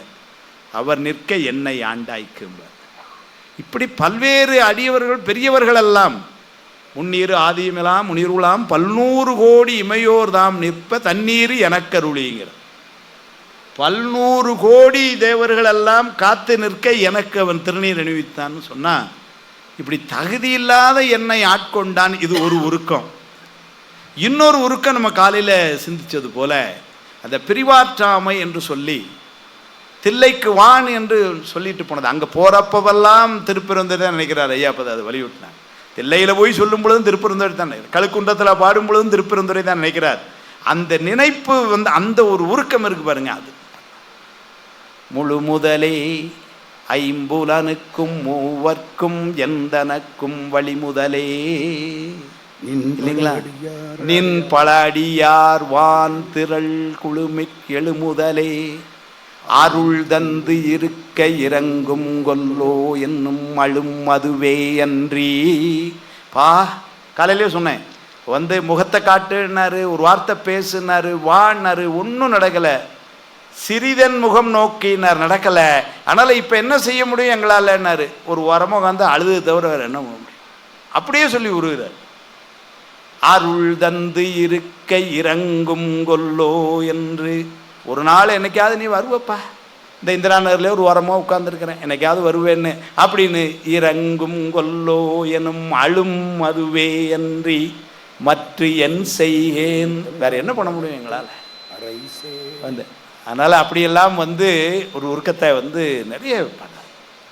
நிறைய என்னால் அறியா பதம் தந்தாய் யான் அது அறியாதே கெட்டேன் உன்னால் ஒன்றும் குறைவில்லை உடையாய் அடிமைக்கு ஆரென்பேன் பன்னால் உன்னை பணிந்து ஏத்தும் பழைய அடியாருடன் கூடாது என் நாயகமே பிற்பட்டு இங்கு இருந்தேன் நோய்க்கு விருந்தாயேன்னு. பின்னாடி ஆனந்த மாலைன்னு பேர் வச்சுட்டு சொல்கிறதெல்லாம் அவ்வளோ உருக்கமாக இல்லைங்களா? பேர் தான் ஆனந்த மாலை, ஆனால் பாடுறது அவ்வளோ உருக்கமாக சொல்கிறேன். ஏன்னா அந்த உருக்கம்தான். அப்போது அவருடைய காலையில் கூட ஐயா சொன்னாங்க, எல்லாரும் நான் கடைசியில் நிற்கிறேன் என்னை கூப்பிட்டு போ. அது ஒரு உருக்கம். அது மாதிரி இந்த வந்தவர்களெல்லாம் கூட போயிட்டாங்க. நீ என்ன செழுக்கமலத்திரளின் சேவடி சேர்ந்தமைந்த பழுத்த மனத்து அடியருடன் போயினர் யான் பாவி. பாவியேனெல்லாம் உருகணும்னா அப்படி. அதனால் திருவாசகத்தினுடைய உருக்கம் அப்படின்னு சொன்னால் 2 தலைப்பில் அதிகமாக இன்னும் அதுபோல் உருக்கம் இருக்குல்லன்னு சொல்ல. ஒன்று என்னென்னா தகுதி இல்லாத எண்ணெய் இன்னிசை வீணையர் யாழினர் ஒருபால் எருக்கொடு தோத்திரம் இயம்பினர் ஒருபால் துண்ணிய பிணைமலர் கையினர் ஒருபால் தொழுகையர் அழுகையர் துவள்கையல் ஒருபால் சென்னையில் அஞ்சலி கூப்பினர் ஒருபால் திருப்பெருந்துறை உரை சிவருமானே என்னையும் ஆண்டு கொண்டு இன்னொரு அப்படின்னா இந்த கூட்டத்தில் எதுலேயுமே இல்லாத என்னையும் ஆண்டு கொண்டு இன்னொருள் புரிகின்ற அந்த அந்த ஒரு உருக்கம். இன்னொரு புக்கம் எப்போ திரும்ப காட்சி தருவானோன்னு இந்த உருக்கம்தான் இந்த உண்மையிலேயே திருவாசகம் என்கின்ற இந்த பணுவல் தருகின்ற அந்த பணுவல்ங்கிற சொல்ல திருக்கோயில் சொல்ல கலவுடைய சொன்ன காமம் சார்ந்த ஞான பணுவல் இந்த பைந்தமிழ் சேர்ந்த சென்னா புலவன்னு மாணிக்கவாசகர் சொல்லுவார். பைந்தமிழ் நவின்ற சென்னா புலவன்னு குமரகுருவர் பாடுவார். அது மாதிரியான இந்த திருவாசகம்ங்கிற பணுவல் உண்மையிலேயே இன்னைக்கு 12 திருமுறைகளும் சிறப்புடைய நூல்கள், 12 திருமுறைகளும் பயில வேண்டிய நூல்கள் என்றாலும் கூட தமிழகத்திலும் சரி, தமிழகம் கடந்து இங்கும் சரி, இன்னைக்கு திருவாசகம் ஒரு உயர்ந்த இடத்துல இருக்குன்னா அது ஒரு காரணம். எளிமையான தமிழும் உருக்குகின்ற அந்த ஆற்றலும், அந்த உருக்கம்தான் பக்தி நிலையினுடைய அடிப்படையாக இருக்கின்றது. பெருமான் மீது உள்ள நன்றி உணர்வு அந்த உருக்கத்தை தருகின்றது. அதுதான் திருவாசகத்திலே இந்த நேரத்திற்குள்ள சொல்ல வந்த செய்தி என்று சொல்லி இந்த வாய்ப்பினை தந்த தலைமைக்கும் கேட்டு சிறப்பித்த உங்கள் எல்லோருக்கும் என்னுடைய நன்மை சொல்லி விடைபெறுகிறேன். நன்றி. ஐயாவுக்கு நம்முடைய பாராட்டுக்கள், வாழ்த்துக்கள், நன்றி. இந்த பிரிவாற்றாமையினார் நான் ரெண்டு நிமிஷம் சொல்லிப்படுறேன். ராமாயணம் வாசிக்கிற பொழுது முதல்ல எந்த காண்டத்தை ஆரம்பிப்பாங்க தெரியுமா? சுந்தரகாண்டம். முதல்ல எந்த காண்டம்? சுந்தரகாண்டம் வாசிப்பாங்க. மகாவித்வான் மீனாட்சி சுந்தரம் பிள்ளைக்கு காய்ச்ச வந்துட்டா டாக்டர்கிட்ட போக மாட்டாராம். சாமிநாதா ஊபேசா வருவாராம். சுந்தரகாண்டம் படிப்பாராம். இவருக்கு கண்ணீர் கொட்டுமா, காய்ச்சல் சரியா போயிருமா. அப்ப என்ன புரியுது? சுந்தரகாண்டம் படிச்சா டாக்டருக்கு பொழப்பு போயிடும். சுந்தரகாண்டம் அது என்னம்மா சுந்தரகாண்டத்துக்கு அவ்வளவு பெருமை? சீதையும் ராமனும் சேர்ந்திருந்த காண்டங்களை விட ராமனை பிரிந்த சீதை பிரிவாற்றாமல் தவித்தாலே அந்த சுந்தரகாண்டம் சிறப்புடையதாயிற்று. கணவனோடு இணைந்திருப்பதை விட கணவனை விட்டு பிரிந்த பொழுது அவனையே நினைத்து நினைத்து நினைத்து மென்மருங்குல் போல் வேறுள்ள அங்கமும் மெலிந்திருந்தாலே அதுக்குத்தான் பெருமை. அதனால எங்க பேராசிரியர் டாக்டர் வாசுப மாணிக்கனார் சொல்லுவார், சமய இலக்கியத்தின் சுந்தர காண்டம் திருவாசகம். சமய இலக்கியத்தின் சுந்தர காண்டம் திருவாசகம். ஆண்டவனை பிரிந்த ஆன்மா அழுது அழுகை. Journey of the soul towards God. கடவுளை நோக்கிய ஆன்மாவின் புனித பயணம். அதுக்கு ஜியு போப் வச்ச பேர் என்ன தெரியுமா? Phone melting song. எலும்பை உருக்கக்கூடிய பாடல். அதை நன்றாக நினைவூட்டினால் ஐயாவுக்கு நன்றி. இன்னும் பேச ஆசை, பின்னால பார்த்துக்குவோம். அடுத்தாற்போல் அருணை பாலராவாயன் ஐயா அவர்கள் காலையில் மடை திறந்த வெள்ளமாக பல செய்திகளை நமக்கு கொடுத்த புண்ணியவான், பெரிய பரம்பரை. அருணை பாலராவாயன் ஐயா அவர்கள் அந்த தனக்கு எது தோன்றுகிறதோ அதை மட்டும் இப்பொழுது சொல்வார்கள். அவை பெருமக்களே, இந்த அவைக்கு தலைமை தாங்குகின்ற ஐயா அவர்களே, திருவாசக சிந்தனையாக காலையிலிருந்து பல அறிஞர்கள் பல்வேறு வகையிலே திருவாசகத்தை அணுகி நமக்கு விளக்கியிருக்கிறார்கள். இந்த 10 மணித்துளிகளில் திருவாசகத்திலே சில செய்திகளை நான் சொல்லி நிறைவு செய்யலாம் என்று எண்ணுகின்றேன். அதற்கு முன்னால் தலைமையிலும் அவர்கள் சொன்னார்கள், பக்கத்திலே சண்முகம் அவர்கள் சொன்னார்கள், உருக்கத்திற்கு என்று சொன்னால் திருவாசகம்தான். அதனால்தான் ஒரு பழமொழி எல்லோரும் சொல்வது, திருவாசகத்திற்கு உருகாதார் ஒரு வாசகத்திற்கும் உருகார் என்று ஒரு பழமொழி சொல்லியிருக்கிறார்கள். சைவ சித்தாந்த வகுப்பு நடத்துகிற பொழுது நான் இந்த கருத்தை சொல்வது உண்டு. திருவாசகத்திற்கு உருகாதார் என்பது, அந்த திருவாசகம் என்பது தோத்திரம், ஒரு வாசகம் என்பது சாத்திரம். ஏன்னா சாத்திரத்தில்தான் குரு ஒரு வார்த்தை சொல்லுவார். நீங்கள் தோத்திரத்திற்கு உருகவில்லை என்று சொன்னால் சாத்திரம் உங்களுக்கு கிடைக்காது, அந்த ஒரு வாசகத்திற்கு உருக முடியாது. அருமை அருமை. அதனால தான் மாணிக்கவாசகர் மன்ன ஒரு வார்த்தையுட்படுத்தினாய் என்று என்னை ஓர் வார்த்தையுட்படுத்தினாய் என்று, என்னை ஒரு வார்த்தை என்றார். அந்த ஒரு வார்த்தை என்பதைத்தான் வடமொழிகளை வேதங்களில் மகா வாக்கியம் என்று சொல்கிறார்கள். ரிக்வேதம் என்று சொன்னால் அதற்கு ஒரு மகா வாக்கியம் பிரஜான பிரம்மம். சாமவேதம் என்று சொன்னால் அதற்கு தத்துவமசி என்றெல்லாம் வேதத்தினுடைய சுருக்கமாக சொல்வது மகா வாக்கியம். கவிஞர் வைரமுத்து என்னுடைய நண்பர் தான், அவர் மாணவர். அவர் ஒன்று சொல்கிறார், கம்பனுக்கு சொல்கிறார், சொல்லுக்குள் வாக்கியத்தை சுருக்கி வைத்த புலவா. ஒரு சொல்ல வாக்கியம் பெருசாக இருக்குது, ஆனால் ஒரு சொல்லையே அந்த வாக்கியத்தினுடைய பொருளை எல்லாம் அடக்கிடுகிறாயே, சொல்லுக்குள் வாக்கியத்தை சுருக்கி வைத்த புலவா என்று சொல்கிறார். நாம் சொல்லுகிற மகா வாக்கியம் அவருக்கு தெரியாது, வைரமுத்துக்கு தெரியாது, ஆனால் அவர் சொல்கிறார். அதுபோல பெரிய வேதங்களுக்கெல்லாம் மகா வாக்கியமாக சொல்லியிருக்கிறார்கள். அதேபோல் நம்முடைய திருமுறைகளுக்கும் கூட நாம் மகா வாக்கியம் கண்டுபிடிக்க வேண்டும் என்று நான் சொல்கிற வழக்கம் உண்டு. காரணம், திருக்குறள் என்று சொன்னால் 1330 குறள், அது நமக்கு வேதம், தமிழர்களுக்கு அது வேதம். அதில் என்ன நாம் மகா வாக்கியம் சொல்வது? ஐயா கேட்டாங்க இல்லையா, அம்மையை பற்றி பாடுகின்ற ஒரு பாட்டு சொல்லுனா ஒன்றும் முறையில் நம்ம என்னடாலும் முழிக்கிறோம். திருக்குறளில் மகா வாக்கியமாக நாம் எதை சொல்வது? 1330 குறள் இருக்குது. அப்போ தேடி பார்த்தால் ஒரு சிறப்பு கிடைக்கணும், கிடைக்காம இல்லை.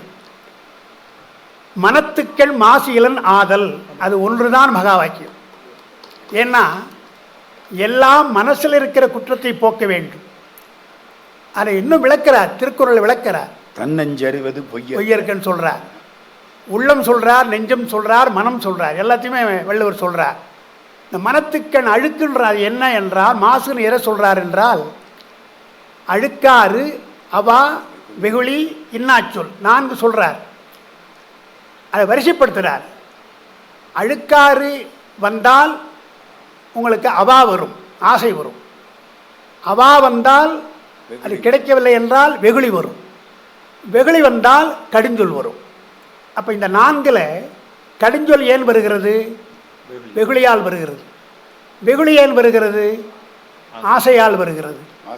அவா ஆசை கொஞ்சம் வேறுபாடு உண்டு, இருந்தாலும் ஆசையினை வைத்துக் கொள்ளுங்கள், வேறுபாடு உண்டு. அவாவினால் வருகிறது. அவா ஏன் வருகிறது? அழுக்காற்றால் வருகிறது. அழுக்காறு ஏன் வருகிறது? வருகிறது என்ன காரணம் சார்? இதுக்கெல்லாம் காரணம் சொல்லிட்டோம், இதெல்லாம் காரியம். அவா காரியம் என்றால் அழுக்காறு காரணம். அப்போ அழுக்காறு காரியம்னா காரணம் எது என்றால் இல்லை, மனம் இருக்கல்லவா, அது இயல்பாகவே பொறாமைப்படுகிறது. அதைத்தான் வள்ளுவர் தனி அதிகாரமாக சொன்னார். அழுக்காராமை என்று ஒரு தனி அதிகாரமாக சொன்னார்.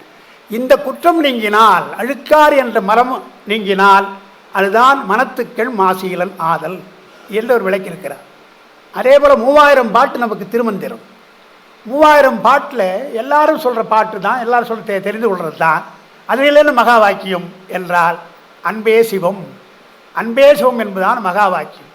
இதுபோல வேதங்களைப் போலவே திருமுறைகளும் நாம் மகா வாக்கியத்தை சொல்லலாம். ஏன் அதை நான் முயற்சி செய்யணும்னு சொல்கிறேன்னா, வேதங்கள் எல்லாம் நமக்கு மந்திரங்கள் உள்ளது, மந்திர வேதம் அதெல்லாம் பார்க்கிற போது. எனவே நாம் என்ன நினைக்கிறோம், வடமொழியில்தான் வேதங்கள் மந்திரங்கள் உண்டு, தமிழில் மந்திரம் இல்லையோ என்ற ஒரு சந்தேகம் நமக்கு வருகின்றது. ஆனால் வரலாற்றில் நீங்கள் பார்த்தீங்கன்னா, அகத்தியர் முத்தமிழ் பாடியவர், இயலிசை நாடகம் என்ற 3க்கும் இலக்கணம் எழுதியவர் அகத்தியம். அது சரியாக கிடைக்கல நமக்கு.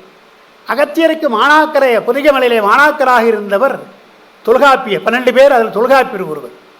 ஏன் நான் சொல்கிறேன்னா, தொல்காப்பியர் மந்திரத்திற்கு விளக்கம் கொடுக்கிறார். தொல்காப்பியத்தில் மந்திரம் என்றால் என்ன என்பதற்கு விளக்கம் கொடுத்திருக்கிறார். நிறைமொழி மாந்தர் ஆணையிற்கிழந்த மறைமொழிதானே மந்திரம் என்ப என்று கொடுத்திருக்கிறார். அது ஏன் அவர் சொன்னார் என்றால், அகத்தியர் என்ன செய்கிறார், பெருமானிடத்தில் கைலாய பெருமானத்தை கேட்கிற பொழுது, பொதிகை மலைக்கு நான் செல்லுகின்றேன், உங்களை நான் வேறு மொழிகளை, அப்போ வடமொழிகள் வேறு மொழிகளை நான் பாட வேண்டும், அது ஒரு தனி மொழி எனக்கு கற்றுக் கொடுக்கின்றார். அப்போ பெருமானை துதிப்பதற்கு பெருமான் சொன்ன ஒரு மொழி என்றால் அது தமிழ். காஞ்சி புராணத்தில் வடமொழியை பாணினிக்கு வகுத்தருளி, அதற்கு இணையாக குடமுனிக்கு தமிழ் மொழியை தென்மொழியை சொன்னார் என்று சொல்றதுனால பாணினிக்கு வடமொழி கற்றுக் கொடுத்தார் பெருமான், தமிழ் தென்மொழியாக இருக்கின்ற தமிழ் மொழியை அகத்தியருக்கு சொன்னார் என்பதால் அங்கே வளர்த்திருக்கிறார்.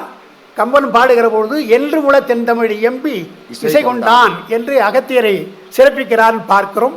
மூவா தமிழ் பயந்த முனிவாழி என்று தண்டி அலங்காரத்தில் அகத்தியரை பற்றி தமிழ் வளர்த்தவர் என்று வருவதை நாம் பார்க்கிறோம். அதனால் அவரிடத்தில் படித்ததாலே தன்னுடைய நூலாக இருக்கிற தொல்காப்பியத்தில் தமிழ் மந்திரம் சொல்ல வேண்டும் என்று இந்த நூற்பாவை எழுதியிருக்கிறார். ஏன்னா அந்த காலத்தில் மந்திரம் இருந்தது, அகத்தியருடைய உண்டாக்கிய மந்திரம், இன்னும் மற்ற பண்ண மந்திரங்கள்லாம் இருந்திருக்கும். அதனால் தமிழில் வேண்டும் என்று சொல்லி அதுக்கு ஒரு இலக்கணம் சொல்லுகிறார். எல்லாரும் மந்திரம் பண்ண முடியாது, நீங்களும் நானும் மந்திரத்தை சொல்ல முடியாது, அதற்கென்று ஒரு தகுதி இருக்கிறது என்று சொல்லிதான் நிறைமொழி மாந்தர், அவங்க சொன்னால் பலிக்கும், பெருமானை எண்ணி வரம் பெற்றவர்கள் தான் மந்திரத்தை சொல்ல முடியும் என்று நிறைமொழி மாந்தர் ஆணையிற் கிளந்த மறைமொழிதானே மந்திரம். மந்திரம்ன்ற வார்த்தை வடமொழி. எதை மந்திரம் சொல்கிறாங்க அவங்க தொல்காப்பியர் சொல்கிறது? மந்திரம் என்றால் நாம் தமிழில் அது மறைமொழின்னு சொல்கிறோம், மறைத்து சொல்வதெல்லாம் மந்திரம் என்று மறைமொழிதானே மந்திரம் என்று மந்திரத்திற்கு ஒரு இலக்கணம் சொன்னார் என்றால் தமிழில் மந்திரங்கள் இருந்திருக்கின்றன, மன்னிய தமிழ்க்கிழமை மந்திரங்கள் இருந்திருக்கின்றன என்று பார்க்கிறோம் இல்லையா? இதை வெளிப்படையாக இதெல்லாம் இலக்கணத்தில் இருப்பதை தேடி பார்த்து தான் கண்டுபிடிக்கணும். ஆனால் திருவாசகத்தை படிக்கிற பொழுதுதான் நமக்கு மந்திரங்களை சொன்னவர் யார், கண்ட பெரு மந்திரமே மூவர் பாடல்னார் உமாவதி சிவம். மூவருடைய திருமுறைகள்லாம் நமக்கு மந்திரம்தான். நாம் மாணிக்கவாசகர் என்ன செய்தார், காலையில் சிவபுராணத்தை பற்றி கொஞ்சம் சொன்னேன் இல்லையா? சிவபுராணத்திலேயே அந்த மந்திர கருத்தை அவர் சொல்லியிருக்கிறார் என்பதை மட்டும் நான் நிறைவு செய்தான்னு பார்க்கிறேன். அதுக்கு முன்னால் ஒரு செய்தி, ஓய்வாக இருக்கிற பொழுது எல்லாவற்றையும் அழித்து மகாசங்காரம் முடிந்தவுடனே தனியாக இருக்கிறார் இல்லையா பெருமான்? ஏன்னா சக்தி ஒடுங்கிட்டாங்க, சக்தி பக்கத்தில் இருந்தாலும் பேசி கொண்டிருப்பார், அந்த மாதிரி ஒடுக்கியாச்சு. அந்த மாதிரி ஒடுக்கினா யார்கிட்ட பேசுறது என்கிற பொழுது தனிமை வந்து விடுகிறது. தனிமை வந்தவுடனே என்ன செய்கிறார் என்றால் திருவாசகத்தை எடுத்து படித்தார்னு பார்க்கிறோம் இல்லையா? அப்போ என்ன தெரிகிறது, தனியாக இருக்கிற பொழுது பெருமான் திருவாசகத்தை படிக்கிறார்னு சொன்னால் அவ்வை நடராஜர் இருந்தார் இல்லையா? அவர் சொல்லுவார், ஒரு விஷயம் சொல்லுவார். கைலாயத்தில் அவரை கேட்டாங்களாம், கைலாயத்தில் பார்வதியும் பரமசிவனும் என்ன மொழியில் பேசிக்குவாங்க? ஏன்னா அது வடக்கு இருக்குது, கைலாயம் வடக்கு இருக்குது. பெருமான் சிவபெருமானும் உமையம்மையும் என்ன மொழியில் பேசிக்கொள்வாங்க என்று கேட்டாங்களாம். அவர் உடனே அவர் சொன்னார், என்ன சொன்னார், கணவன் மனைவியாக ஏதோ தனியாக பேசிக்கிறாங்க, அது எப்படி எனக்கு தெரியும் என்று சொல்லிட்டு போகலாம் இல்லையா? கணவன் மனைவியாக தனியாக பேசுறது எந்த மொழியில் எனக்கு சொல்ல முடியாதுன்னு சொல்லிட்டு போகலாம். நல்ல கேள்வி கேட்டுன்ட்டு இதான் சரியான சமயம் என்று அவர் ஒரு பதில் சொன்னாராம். என்ன சொன்னாராம், அதாவது இப்போ கன்னடம் வச்சுங்களேன், கன்னடத்தாய் தன்னுடைய குழந்தைக்கு பால் கொடுக்கிறாள், அந்த குழந்தை கன்னடம் பேசுகிறது. ஒரு ஆங்கிலத்தாய் குழந்தைக்கு பால் கொடுக்கிறாள், அந்த குழந்தை ஆங்கிலம் பேசுகிறது. அதுபோல் எந்த மொழியை பேசுகின்றது தாய்மொழி பேசுகிறாளோ அந்த மொழியைத்தான் குழந்தை பேசுகிறது. எங்களுக்கு கூட ஞானசம்பந்தருக்கு உமையம்மை பால் கொடுத்தாள், அவர் தமிழ் தான் பாடினார். எனவே உமையம்மையுடைய தமிழ் மொழி எது என்றால் தமிழ் தான். அப்போ அவரே தமிழ் சொன்னால் சிவபெருமான் கட்டாயம் தமிழ் தான் பேசி ஆகணும். அப்போ என்ன ஆகுது, நம்முடைய சிவபெருமானுக்கு உமையம்மைக்கும் எது தாய் பாஷை போல எது பேச்சு மொழியானா தமிழ் தான் என்பதை நயமாக அவர் சொன்னார்னு பார்க்கிறோம். இதெல்லாம் நயம்தான். ஆனால் மாணிக்கவாசகர் என்ன செய்கிறார், தமிழில் மந்திரங்களாக சொல்ல வேண்டும், தோத்திரங்களை சொல்வது மட்டுமல்ல மந்திரங்களாக சொல்ல வேண்டும் என்றுதான் எடுத்தவுடனே நமச்சிவாய வாழ்கன்னு ஐயா சொன்னாங்க. 6 வாழ்க, 5 வெல்க, 8 போற்றி, 658 பாட்டு தெய்வ பொருத்தம். இதெல்லாம் தெய்வ பொருத்தங்க. அவர் அப்படி எண்ணி பண்ணாரன்னா மாணிக்கவாசகர் நான் 6 பாடணும் 5 பாடணும்னு பண்ணாரான். 6 5 வெல்க வாழ்கன்னு சொல்லிட்டு போயிட்டார். முடிக்கிற போது 658 முடிஞ்சது என்றால் நாம் கண்டுபிடித்து பார்க்கிறோம், பெருமானருள் இப்படி இருக்கிறதல்லவா என்று பார்க்கிறோம். அதேபோல் தான் திருவள்ளுவர் திருக்குறள் கூட அகர முதல எழுத்தலாம்னு ஆரம்பிக்கிறார், ஆரம்பிக்கிறார். காமத்துப்பால கடைசியில் கூடுதல் காமத்திற்கு இன்னும் முடியுது, கூடுதல் காமத்திற்கும் அதற்கின்னும் கூடி மயங்க பெரின் என்று இன்னும் முடியுது. என்று தொடங்கி இன்னென்று முடிந்ததல்லவா?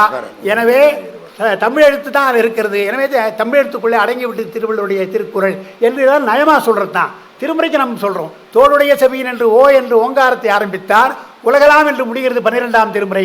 ஓம் என்று முடிவதாலே ஓங்காரத்துக்குள்ளே நம்முடைய திருமுறை அடங்கிவிட்டது, வேறு திருமுறை சொல்லக்கூடாது என்றெல்லாம் இதெல்லாம் நயம்தான், இயல்பாக இருந்ததா என்றில்லை, இதெல்லாம் நயமாக சொல்லுகிறோம் அல்லவா? ஆனால் மாணிக்கவாசகர் என்ன செய்தார், வாழ்க வெல்க போற்றி பின்னால் காண்க என்று ஒன்று சொல்ல போகிறார். இதெல்லாம் மந்திரங்கள், சப்தகோடி மந்திரங்கள். நம்முடைய சிவபூஜையில் பஞ்சபிரம மந்திரம் எவ்வளோ முக்கியமோ, அங்க ஞாசம் செய்வதற்கு ஷடங்க மந்திரம் எவ்வளோ முக்கியமோ, அதுபோல மந்திரங்களை சப்தகோடி மந்திரம் என்று 7 கோடி சொல்லுவாங்க, 7 முடிவு சொல்லுவாங்க. நமக, ஸ்வாகா, ஸ்வாதா, பௌஷட் வஷட் ஹூம்பட் என்று 7 இருக்கிறது. 7க்கும் பொருள் உண்டு. இப்போ நேரம் இல்லை சொல்கிறது. 7 முடிவுகள். 7 முடிவு எங்கெங்கெல்லாம் சொல்லலாம் என்றால், அர்ப்பணிக்கிற பொழுது சுவாகா இந்திராய சுவாகா நீ எடுத்துக்கொள் என்று சொல்லலாம். உன்னை நான் வணங்குகிறேன் என்று சொன்னால் நமக என்றெல்லாம் சொல்லணும். அதனால் வடமொழியில் இருக்கின்ற சப்தகோடி மந்திரத்தை எண்ணுகிறார் மாணிக்க வாசகர். நான் காலையில் சொன்னது போல ஒரு திருமுறை வடிவம், தோத்திர வடிவம் கொடுக்கிறார். தோத்திர வடிவம் கொடுப்பது மட்டுமல்ல, அர்ச்சனா வடிவம். அவர் தான் போற்றி திருவகள் பாடுறார். 4 எடுத்துக்கிற சொல்லலையா, முதல்ல சிவபுராணம், அதுக்கடுத்து கீர்த்தி திருகவல், அதற்கடுத்து திரு அண்டப்பகுதி, 4வது போற்றி திருகவல். இந்த 4க்கும் ஒரு ஒற்றுமை உண்டு. முதல்ல சிவபுராணம் எல்லாம் தத்துவங்கள், சைவ சித்தாந்த கருத்துக்கள் எல்லாம் உள்ளடக்கி எல்லாவற்றையும் சொல்லிட்டார் சிவபுராணத்தில். அதற்கடுத்து கீர்த்தி திருகவல்.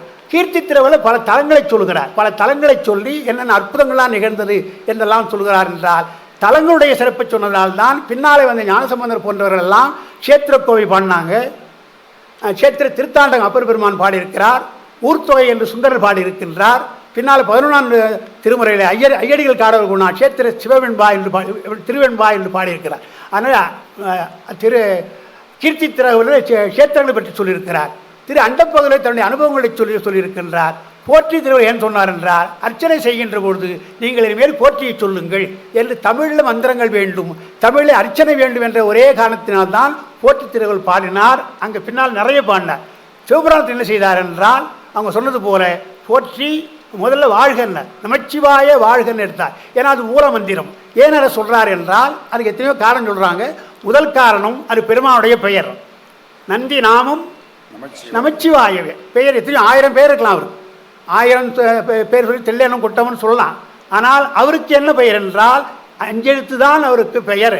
நந்தி நாமம் அதுதான் 5 எழுத்து. எனவே நாமத்தை சொல்வதனாலே நமச்சிவாய் என்று சொன்னார்.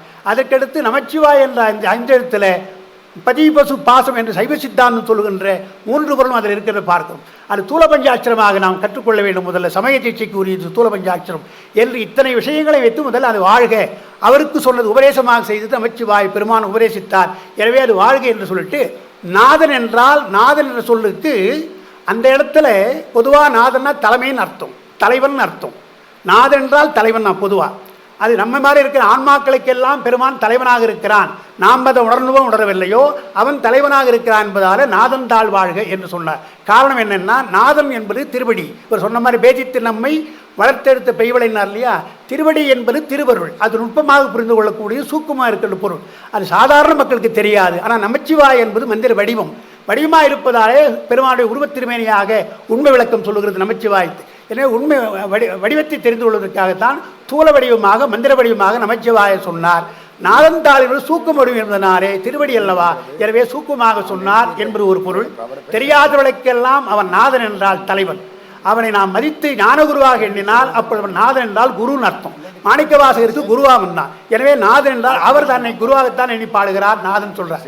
3வது ஒரு பொருள் இருக்கிறது, நாதத்திற்கு தலைவனாக இருக்கிறான். ஏன்னா நமச்சிவாய் என்பது ஓசை, சொல் உலகம். அந்த ஓசைக்கு எது காரணம் என்று சொன்னால் ஓங்காரம். அந்த சொல்லாக இருக்கிற பொழுது சொல்லை படைக்கிறான் பெருமான் என்றால் நாதத்தை படைக்கிறான். நாதம் என்பதே சப்த பிரம்மம் என்று சில பேர் சொல்கிறாங்க. சப்தமே பிரம்மவாதிகள் என்று சொல்கிறாங்க இல்லையா. அந்த சப்த பிரம்மவாதிகள் மறுப்பதற்காக நாதன் அதற்கு தலைவனாக இருக்கின்றான். நாதம் தான், நாதம் சடப்பொருள். அது தலைமையாக சொல்ல முடியாது, பிரம்மமாக சொல்ல முடியாது. நாதத்தை உருவாக்குகின்ற நாதன் தலைவனாக இருக்கின்றான். நாதன் தாழ் வாழ்க என்று முதலடியிலேயே இவ்வளவு சிறப்புகள் சொல்லி வாழ்க என்று சொன்னார், வெல்க என்று சொன்னார். அந்த 4 விஷயம் இருக்கு இல்லையா, வாழ்க, வெல்க, போற்றி, காண்க. இந்த 4ம் 7 முடிவில், சப்தகோடி 7 முடிவில் 4 முடிவு சொல்லிட்டார். பின்னால் வந்து அப்பர் பார்க்கின்றார், மாணிக்க வாசகர் 4 முடிவை சொல்லியிருக்கிறார் அல்லவா, மீதி இருக்கிற 3 முடிவை நாம் சொல்லிவிடுவோம் என்று அவருடைய பாட்டில் பார்த்தீங்கன்னா, திருமுறையில் பார்த்தீங்கன்னா தோன்றும்னு ஒன்று இருக்கும். வடியேறு திரிசூலம் தோன்றும் என்று வரும். அதே போல தாமே என்று வரும். ஒன்றாய் உலகனைத்தும் ஆனார் தாமே என்று வரும்.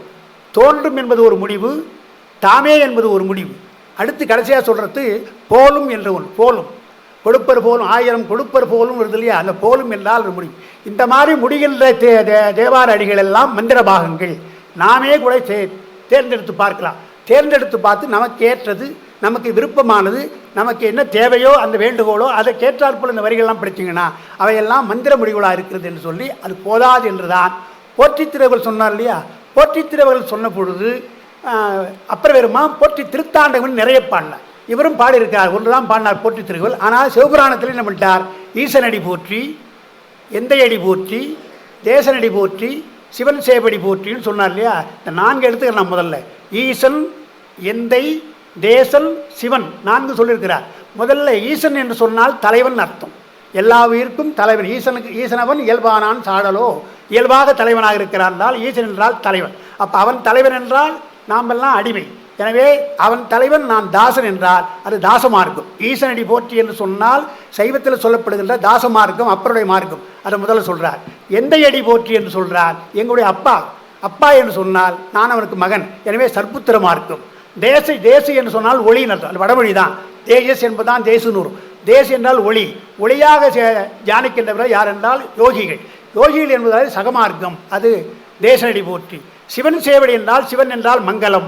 மங்களம் என்றால் பிறவாமை. பிறவாமை தருகின்ற ஞானத்தினாலே பிறவாமை தருகின்ற சிவன் என்று சொல்லி தாசமார்க்கம், சற்புத்திர மார்க்கம், சகமார்க்கம், சன்மார்க்கம் என்று சொல்லுகிற சைவத்தினுடைய அடிப்படைகள் எல்லாம் முதல்லே அவர் சொல்லியிருக்கின்றார் என்பதை பார்க்கிற பொழுது அவர் சொன்னது போல எளிமையாக இருக்கலாம், பாட்டு எல்லாம் புரியலாம். ஆனால் ஆழமாக பல குரலை அவர் வைத்துத்தான் பாடியிருக்கிறார் என்ற அந்த ஒரு கருத்தை மட்டும் நான் சொல்லி வாய்ப்புக்கு நன்றி கூறி அமைகின்றேன். வணக்கம்.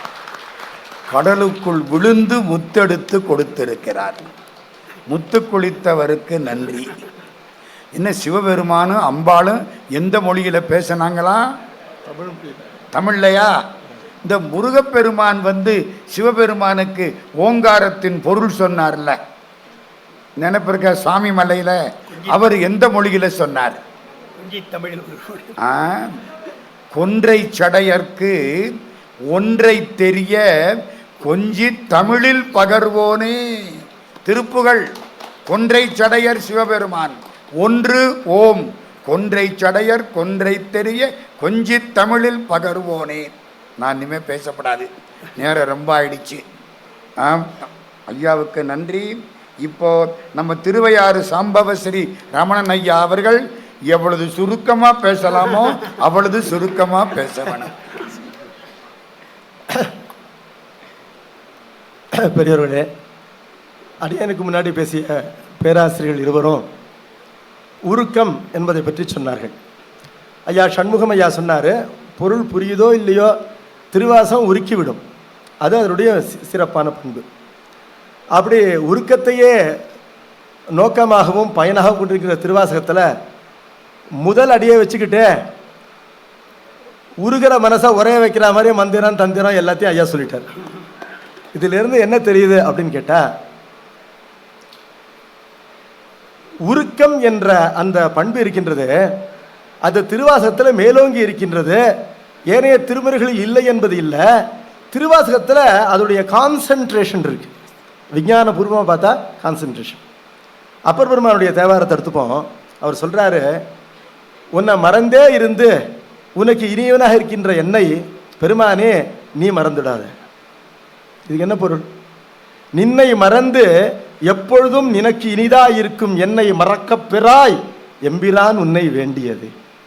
நாம் கடவுளை மறந்திருக்கும் போது கடவுள் நிழல் போல, அம்மா போல, குழந்தையா இருக்கும்போது குழந்தைக்கு அம்மாவோட அருமை தெரியாது, ஆபத்து அறியாமல் வீதியில் ஓடி போகும். அம்மா அடுக்கலையிலேருந்து ஓடி வந்து பிடிச்சிப்பா. நீ என்னையே பிடிச்ச விளையாட விடுன்னு உதறிட்டு போகும் அது. ஆனால் அம்மாவின் அருமை தெரிந்து அம்மாவை அழைக்கும் போது அவள் கண்ணாமூச்சி விளையாடலாமே. She is always free. நம்மை விட நம்முடைய அன்னைக்கு ஆற்றல் அதிகம். கடவுள் சர்வ சுதந்திரன். நாம் அவனை தேடும்போது அவன் தன்னை ஒழித்து கொள்ளலாம். இதுதானையா திருவாசகம். திருவாசகம் முழுக்க ஒரு திருவிருத்தத்தினுடைய பாதியில் சொல்லார் இல்லையா அப்பர் பெருமான். அப்ப உண்மையில அப்பர் பெருமான் ஆங்காங்கு திருவாசகம் முழுக்கவே சுருக்கி வச்சிருக்கிறாரு. ஆனால் அப்பர் பெருமான் ஒரு வெல்த் ஆஃப் வெரைட்டி ஆஃப் இன்ஃபர்மேஷனை அவருடைய தாண்டவத்தில் கொடுக்குறாரு. அது சைவத்தினுடைய கருவூலம். இவர் என்ன பண்ணுறாரு? ஒரு துறையில் நீராடுகின்றார். நம்முடைய குருநாதருக்கு ஒன்றும் இழுக்கில்ல. குருநாதருடைய பர்பஸே அதான்.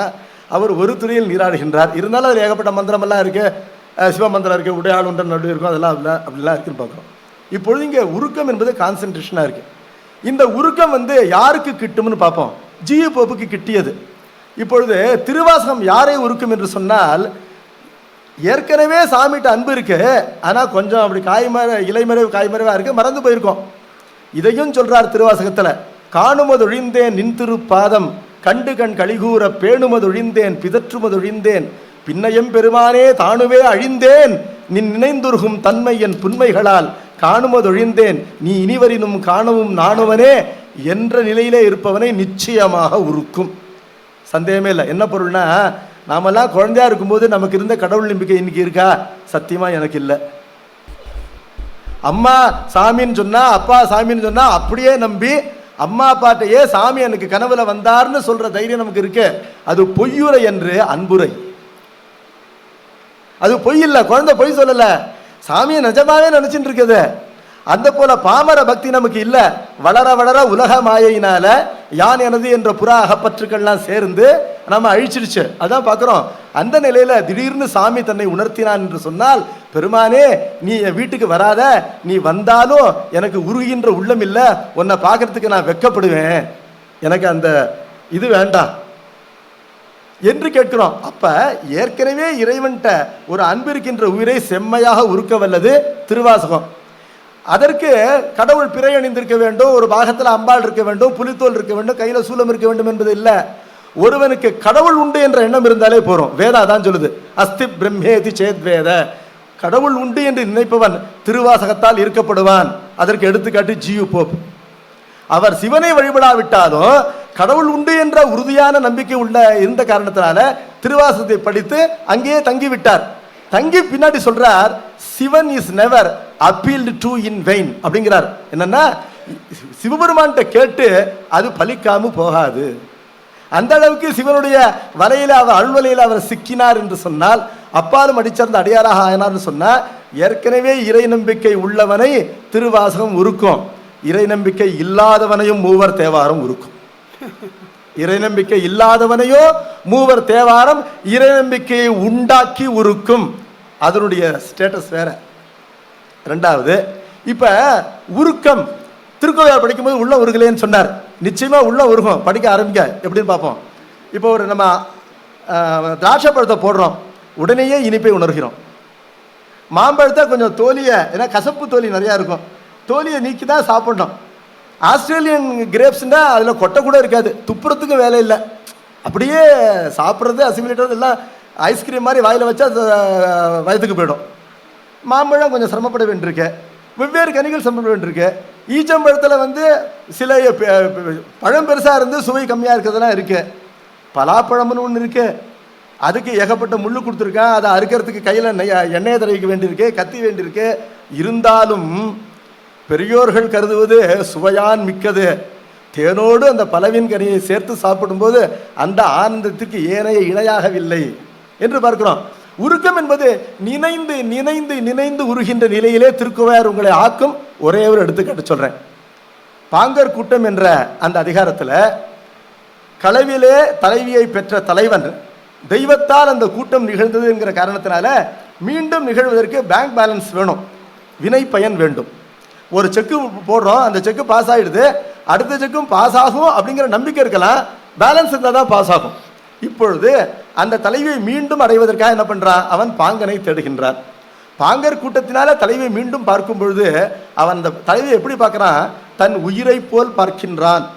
யாராவது தன்னுடைய உயிரை தன் கண்ணால் பார்க்க முடியுமோ?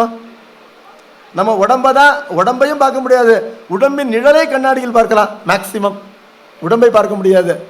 அப்படி இருக்கும்போது கையை வேணா பார்க்கலாம், உடம்பு முழுமையும் பார்க்க முடியாது. அப்படி இருக்கும்போது உயிரை எப்படி பார்க்க முடியும்? உயிர் உடம்புக்குள்ள சூட்சமா இருக்கு, ஆனா அவன் பார்க்கிறான் அன்பின் மிகுதியினால. அந்த பாட்டை சொல்றேன். நேயத்ததாய் நென்னல் என்னை புணர்ந்து நெஞ்சம் நெகப்போய் ஆயத்ததாய் அமிழ்தாய் அணங்காய் அரண் அம்பலம் போல் தேயத்ததாய் என்றன் சிந்தையதாய் தெரியில் பெரிதும் மாயத்ததாகி இதோ வந்து நின்றது என் மண்ணுயிரே. சொல்றா, என்னிடம் அன்பு செய்வதாய், நென்னல் அன்பு செய்வதாய், நேற்று அன்பு செய்ததாக. அப்புறம் என்ன பண்ணது, தன் தோழியர் கூட்டத்திலே சென்று ஒளிந்து கொண்டது. இயற்கை புணர்ச்சி ஒருமுறை எழுந்திருக்கின்றது, திருப்பெருந்துறையிலே தீட்சை ஒருமுறை எழுந்திருக்கின்றது. அப்புறம் ஆயர் கூட்டத்திலே தோழி சென்று சேர்ந்து விட்டாள். பெருமான் அடியார் பெருமக்களோடு தில்லைக்கு எழுந்தருளி விட்டான் என்று பார்க்கின்றோம். இப்பொழுது அவனை மீண்டும் பார்க்கிறோம். பார்க்கும் பொழுது எப்படி இருக்குன்னா, அமிழ்தாய் இருக்கின்றது அவன் செய்த இன்பத்தை கருதும் பொழுது, அணங்காய் இருக்கின்றது அவன் என்னை பிரிந்து கருணையின்றி விட்டு சென்றதை நினைக்கும் பொழுது, அப்புறம் அரண் அம்பலம் போல் தேயத்ததாய் பெருமானுடைய சிற்றம்பலம் எப்பொழுதும் ஒளிமயமாக இருக்குமோ, அல்லது தேசங்கள் தோறும் அரனுடைய தலங்கள் ஒளிமயமாக இருப்பதைப் போல அவன் நினைவாகவே எங்கு சென்றாலும், திருவண்ணாமலைக்கு சென்றாலும் திருப்பெருந்துறை காட்சி, திருக்கழுக்குன்றத்துக்கு சென்றாலும் திருப்பெருந்துறை காட்சி அப்படின்னு இருக்கு. அப்படி இருந்து என்றன் சிந்தையதாய் அவன் என்னை பிசிக்கலா பிரிந்திருக்கிறனே தவிர நான் அவனை மறக்கவில்லை. அதற்கு காரணம் என்னுடைய கித்தாப்பு இல்லை, மறந்தேயும் தன்கழல் நான் மறவா வண்ணம் அருளிய அந்த அருளின் திறம் இமைப்பொழுதும் என் நெஞ்சின் நீங்காதான் தாள் என்று தாளின் செயலாக சொல்கின்றாரே தவிர நான் பெருமானை மறவாதிருக்கின்றேன் என்று சொல்லல. மறுவிரிய மலர்பாதம் மனத்தில் வளர்ந்து உள்ளுருக என்று அங்கும் திருவடியின் செயலாக கூறுகின்றாரே தவிர நான் அந்த திருவடியை மனசுக்குள்ள உரம் போட்டு வளர்க்கிறேன்னு சொல்லல. அப்படி பார்க்கும் பொழுது என் சிந்தையதாய் இதோ நின்றது என் மண்ணுயிரே என்று என் உயிரை நானே காண்கின்றேன்னு சொல்றாரு. அது பாங்கர் கூட்டத்தில் ஒரு தலைவன் களவிலே புணர்ந்த தலைவியை மட்டும் காண்பதாகவா இருக்கின்றது? திருவாசகம் படித்தவனுக்கு அது திருப்பெருந்துறை அனுபவத்தை உண்டாக்கவில்லையா? இதுபோல ஒவ்வொரு பாட்டும் உண்டாக்குவே. ஒவ்வொரு பாட்டும் உண்டாக்கும் பொழுது திருவாசகம் படித்து விட்டு அதன் உண்மை பொருளை அறிய வேண்டும் என்று நீங்கள் திருக்கோவையார் அவசியம் படிக்க வேண்டும். படித்தால் அது பலவின் கனி தேனிலே தோய்த்ததை போல மேலான பரம்பெருஞ்சுவையை, அந்த பரம்பெரும் கருணையின் சுவையை காட்டும். இன்னொன்று ஒரே ஒரு சொல்றேன், கடவுளை பிரிந்து வாழ்கின்ற உயிர் எவ்வாறு வாழ வேண்டும், இதை சிறப்பாக சொல்வது திருக்கோவையார் தான். எவ்வாறு வாழ முடியவில்லையே என்று தன்னை இடித்துக் கொள்கிறான். அந்த ஒரு பாட்டு மட்டும் ஐயா சொல்றாரு. எல்லாரும் படிக்கிறோம் வாழாப்பத்து.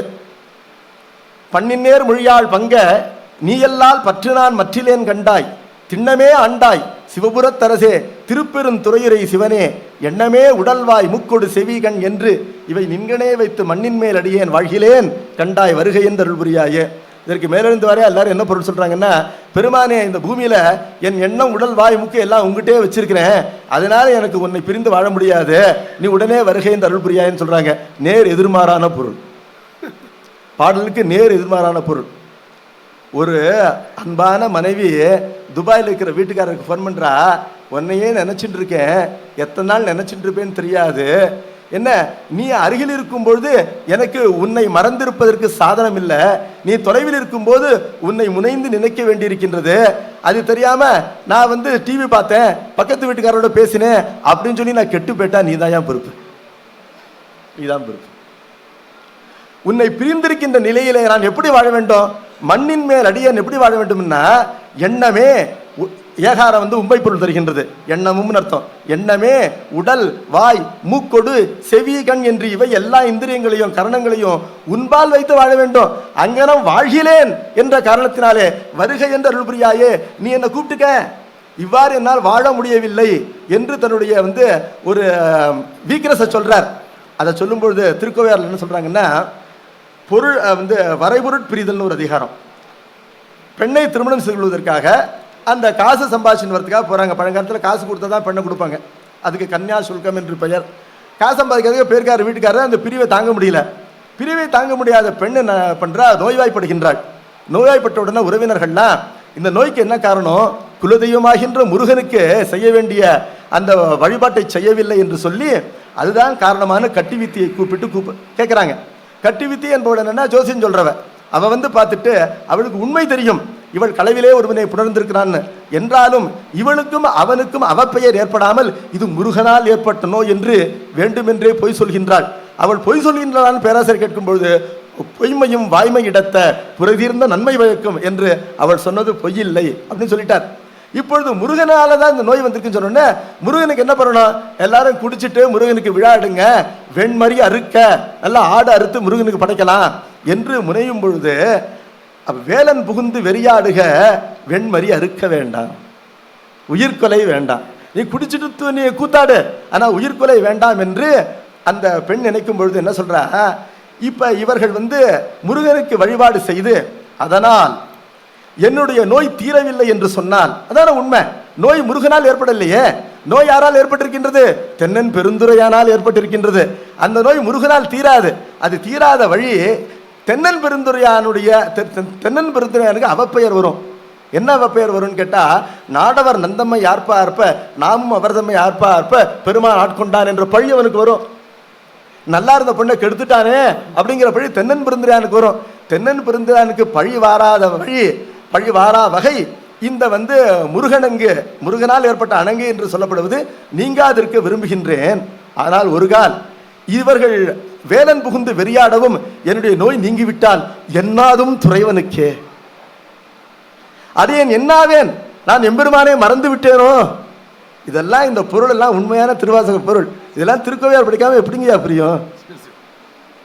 அப்புறம் இன்னொன்று சொல்றாரு, இந்த பெண்ணை களவிலே அவன் புணர்ந்த பொழுது ஒரு தழை கொடுத்திருக்கின்றான். ஒரு தழை, அந்த தழையை திருமணத்தன்று வாடாத வைத்திருக்கின்றானா. அதுதான் நெறி. அந்த நெறிதான் மாலர நேயம் வலிந்தவர்களிடம் ஆலயம் தானம் அரண தொழுதல் என்றெல்லாம் நீங்கள் நிறைய சிந்தித்து பார்க்க வேண்டும். ஆகவே திருக்கோவையார் வாழ்க என்று சொல்லி அமைகின்றேன். வினாக்கள் இருக்கின்றன. ஏதாவது 2 வினாக்கள் மட்டும் சந்தோஷம். அது ஏன்னா நேரம் ரொம்ப ஆயிடுச்சு, மணி 6:10. ஒரு வினா. நடனத்துக்கு ஆள் தயாராக இருக்கிறாங்க, நம்ம அவங்களுக்கு மரியாதை கொடுக்கணும். அவங்க நேரத்தை நம்ம திருடக்கூடாது. மாணிக்க வாசகர் போல நாமும் சிவமாகலாமா, என்ன வழி?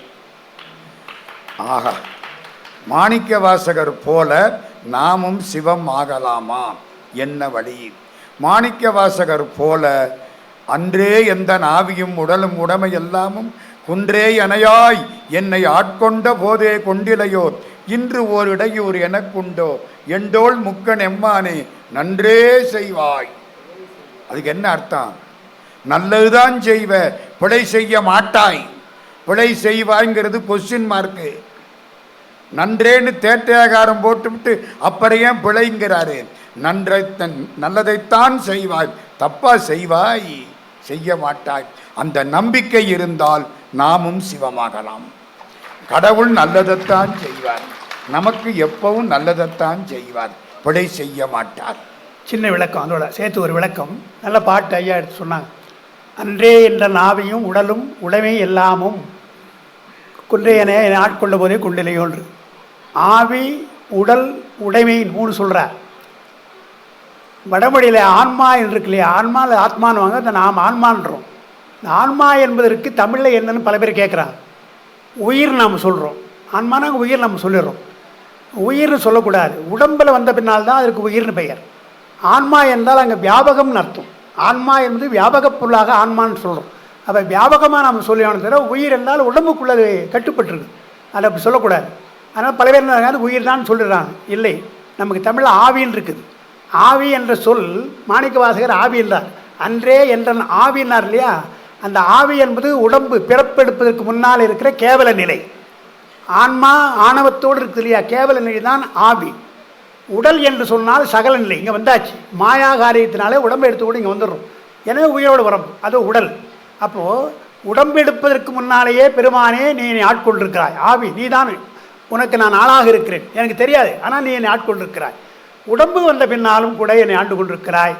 உடவின்னு ஒன்று இருக்குது. ஆவி உடல் தெரியுது. உடவினா என்ன என்றால், மாணிக்க வாசகர் திருப்பெருந்துறையில் போகிறபோது எல்லாவற்றையும் விட்டுவிட்டார். அமைச்சராக எல்லாத்தையும் விட்டுட்டு போகிறார். உண்மை கிடையாது. உடவின் என்ன இருக்கு அவர்? உடமைன்றது வேறு ஒன்றும் இல்லை. அதான் ஐயா சொன்னது. சிவமாக்கியம் சொன்னாங்க இல்லையா, உடைமை என்பது தற்போதம், சீவபோதம். நான் எனது என்கின்ற அந்த போதம் தான் தற்போதம். அதையும் நீக்கினாய் என்னை விட்டு, அதையும் நீக்கியதால் தான் நீ ஆட்கொள்கிறாய் என்றால், ஆவி என்பது கேவல நிலை, உடல் என்பது சகல நிலை, தற்போதம் உடைமை என்பது சுத்த நிலை. அந்த 3 நிலையும் நம்ம சரியாக இருந்தால் சிவமாக ஆகிவிடலாம். அதுதான். ஆணவம் அழிந்தால் அது அழியாது, குறைக்கலாம். ஜீவன் சுருங்கி சிவமாகும். சி ஆணவம் இருக்க வரைக்கும் ஜீவன், ஆணவம் போச்சுன்னா சிவம். சரி, மிக்க நன்றி ஐயா. அன்பர்கள் நிறைய கேள்விகள் கொடுத்துருக்கிறீங்க. அது இத்தனை ஆர்வத்தோட நீங்க கேட்டிருக்கிறீங்க, இத்தனை ஆர்வத்தோட இத்தனை பங்கு பெற்று இருக்கிறீங்க அப்படிங்கிறது தெரியுது. அத்தனை கேள்விகளையும் இங்கே படிக்க முடியாத ஒரு நிலை இருந்தாலும் உங்க எல்லாருக்கும் மிக்க நன்றி. இதில் அவ்வளோ ஆர்வமாக பங்கு பெற்றதுக்கு பின்னால் வாய்ப்பு வர்ற பொழுது படிக்கலாம் சொல்ல, அப்படி சொல்கிறீங்கன்னா ஆர்வமாக கேட்டிருக்காங்க. ஏதோ ஒரு வகையில் உனக்கு பதில் பின்னால் சொல்லிடலாம்.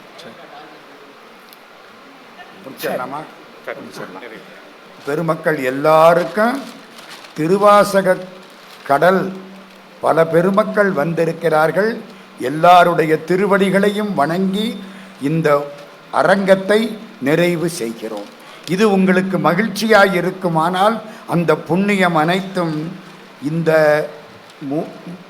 அமைப்புகள் ஆண்ட அரசு உளவார திருப்பணிக்குழு, மரகதக்கூத்தன் அறக்கட்டளை, தமிழ் இலக்கிய பேரவை மூன்றையும் சேருகின்றன என்று கூறி இந்த வாய்ப்புக்கு எல்லோருடைய சார்பிலும் நன்றி கூறி அமைகிறோம்.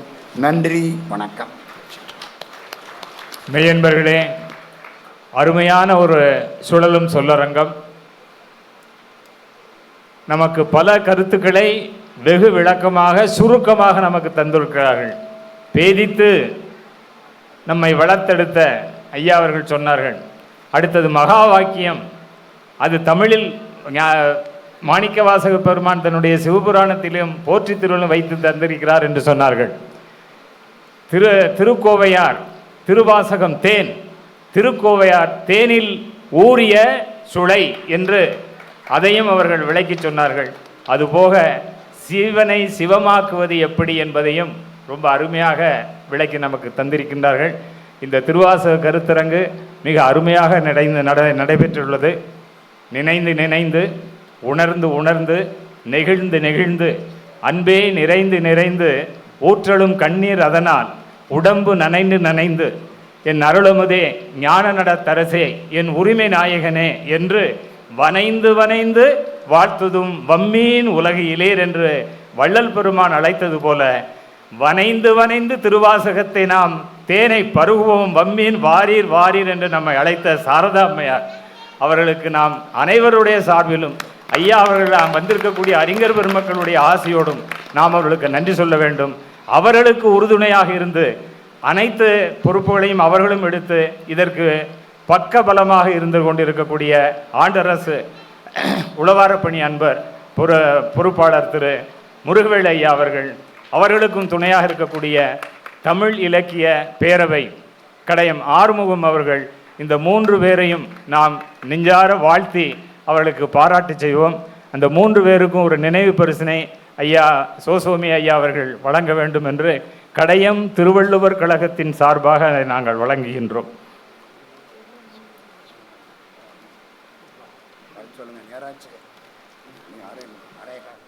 மரகதக்கூத்தன் அறக்கட்டளையினுடைய தலைவர் சிவநெறி தொண்டர் சாரதா அம்மையார் அவர்களுக்கு நினைவு பரிசு வழங்கி பாராட்டுகின்றோம். பெங்களூர் தமிழ் இலக்கிய பேரவை அன்பர் கடையம் ஆறுமுகம் அவர்களுக்கு, அடுத்து ஐயா ஆண்டரசு உளவாரப்பணிக்குழு தலைவர் முருகவேல் அவர்களுக்கு, இந்த 3 பேருக்கும் கொடுக்கக்கூடிய இந்த நினைவு பரிசு இவர்களுக்கு உறுதுணையாக இருக்கக்கூடிய அன்பர்களையும் சென்று சாரும். ஏனென்றால் அவர்களுக்கு கொடுத்தது அனைவருக்குமான அவர்களுடைய பிரதிநிதியாக இவர்களுக்கு வழங்கியிருக்கிறோம் என்று கடையம் திருவள்ளுவர் கழகத்தின் சார்பாக தெரிவித்து மகிழ்கிறோம். ஏனென்றால் அருமையான இந்த நிகழ்ச்சியை நமக்கு வழங்கியிருக்கின்றார்கள். குருவருளும் திருவருளும் கூட்ட மிக நிறைவாக இன்று இது நடைபெற்றிருக்கிறது. அதற்கு முக்கியமான காரணமாக இருந்து வருகை புரிந்த மெய்யடியார்கள், அடியார் பெருமக்கள் அனைவரையும் வணங்கி வாழ்த்தி மகிழ்கிறோம். இதே நேரத்திலே இந்த நிகழ்ச்சியை காலையிலிருந்து இந்த நேரம் வரைக்கும் மிக திறமையாகவும் செம்மையாகவும் நமக்கெல்லாம் ஒருங்கிணைத்து கொடுத்த கடையம் திரு கல்யாணி சிவகாமநாதன் அவர்களையும் அவர்களுக்கு ஒரு நினைவு பரிசினை வழங்குவதற்கு சோசோமியாக கேட்டுக்கொள்கிறேன்.